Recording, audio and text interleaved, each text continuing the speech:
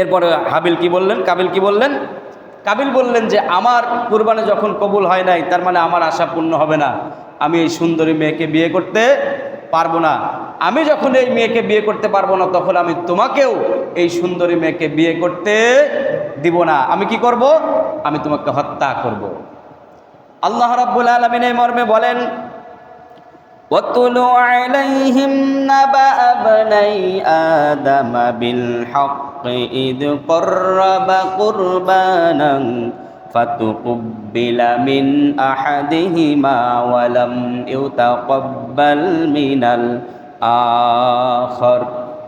তারা দুজন যখন কোরবানি করলেন, দুইজনের একজনের কোরবানি আল্লাহ রাব্বুল আলামিন কবুল করলেন, আর একজনেরটা কবুল করলেন না।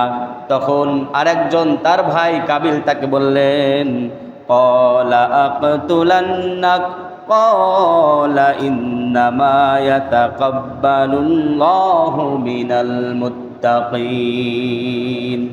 তার ভাই কাবিল তাকে বললেন, আমি এখন তোমাকে হত্যা করব, কারণ তোমাকে যদি আমি হত্যা করে ফেলতে পারি, তাহলে ওই সুন্দরী মেয়েকে আমি বিবাহ করতে পারবো।